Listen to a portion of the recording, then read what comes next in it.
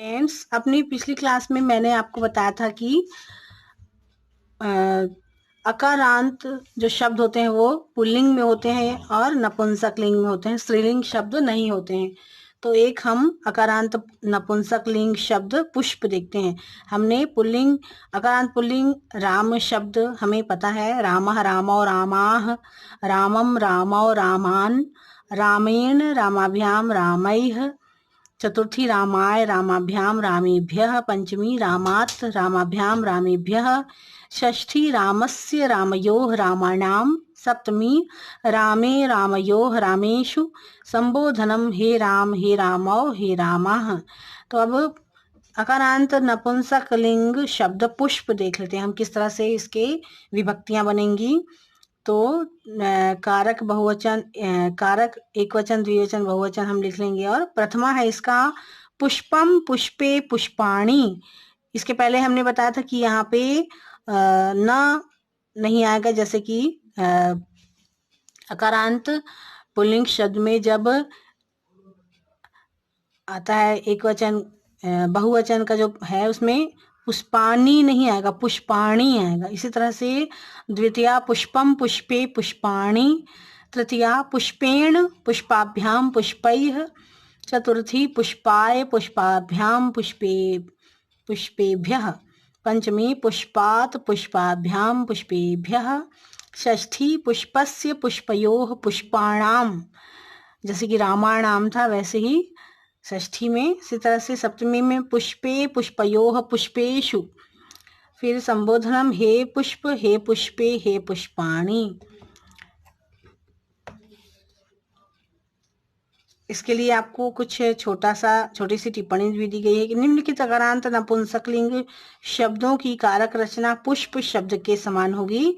इन्हें यहाँ इनके प्रथमा विभक्ति एक वचन में लिखा गया है और बाकी विभक्तियां आपको स्वयं लिखनी है। अकारांत नपुंसकलिंग शब्द पुष्प के समान। तो जो शब्द यहाँ पर दिए हुए हैं उनके आप बना सकते हैं।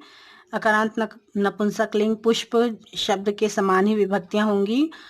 अरण्यम, अरण्यम का की तीनों विभक्तियां, तीनों वचनों में सातों विभक्तियां और संबोधन आप लिख सकते हैं। आकाशम अर्थात आकाश, आसनम अर्थात बैठने का स्थान, उद्यानम, ये सारे जो शब्द हैं अकारांत नपुंसक लिंग शब्द हैं। तो इनके सारी कारक रचना है जो है वो पुष्पम शब्द के अनुसार ही बनेंगी। उपवनम अर्थात बगीचा, कमलम अर्थात कमल का फूल, कुसुमम अर्थात फूल, क्षेत्रम अर्थात खेत, कुंडलम अर्थात कान की बाली, नीडम अर्थात घोंसला, पर्णम अर्थात पत्ता, पापम अर्थात पाप, पुण्यम अर्थात पुण्य, पुस्तकम अर्थात पुस्तक, गृहम अर्थात घर, और आम्रम अर्थात आम का फल आदि। इतने सारे शब्द जो हैं वो आप अकारांत नपुंसक लिंग पुष्प शब्द के अनुसार ही आप इसकी विभक्तियां इन सारे शब्दों की लिख सकते हैं। फिर अगला है आपका संस्कृत में लिंग सदा अर्थ के अनुसार नहीं होते अपितु पहले से ही निश्चित हैं। लिंग के अनुसार नहीं होते, अर्थ के अनुसार नहीं होते बल्कि पहले से निश्चित। जैसे आंख के लिए चक्षु, नेत्र और अक्षि शब्द संस्कृत में निर्धारित हैं, किंतु चक्षु शब्द पुल्लिंग है और नेत्र और अक्षि शब्द जो है वो नपुंसक लिंग है। तो ये जो नेत्र और अक्षि शब्द जो है ये पुष्प के समान बनेंगे और चक्षु जो है वो जैसा कि राम शब्द के सारी विभक्तियां बनी थी वैसे ही विभक्ति बनेंगे। इसी तरह से आकारांत स्त्रीलिंग शब्द माला तो दिया हुआ है, तो इसका हम आपको बता देते हैं। माला, माले, मालाह, द्वितीया मालाम, माले, मालाह,